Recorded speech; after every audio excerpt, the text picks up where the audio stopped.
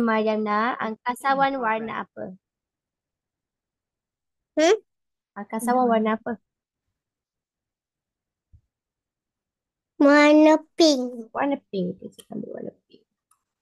Okey, cuba Mariam baca. Mana buku? Bagus. Mana buku? Okey. Mariam boleh gerak dua kotak. Seterusnya. Itu buku. Itu buku bagus. Mariam boleh naik roket. Seterusnya. Wih. Mana mata? Bagus. Mana mata? Okey. Boleh gerak dua kotak lagi. Seterusnya.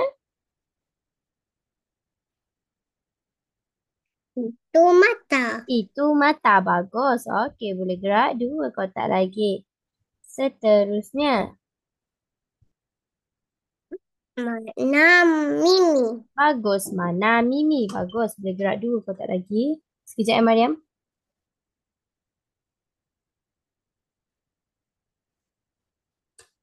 Okey. Seterusnya. Yang ni? Itu mimi. Itu Mimi. Bagus. Boleh gerak dua kotak lagi. Seterusnya. Yang ni? Mana buku? Mana Itu buku? mimi. Mana buku? Mimi. Mimi. Okey, boleh gerak dua kotak lagi. Seterusnya, Ini buku mimi. bagus. Ini buku Mimi.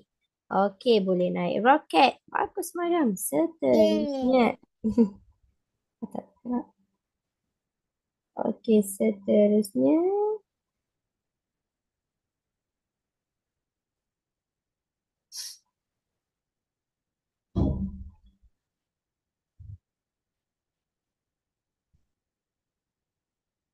Okey.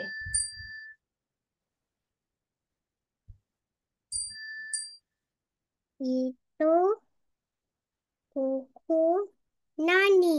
Bagus. Itu buku Nani. Okey. Oh, tadi dah roket. Okey. Okey, boleh gerak dua kotak lagi. Bagus, Mariam.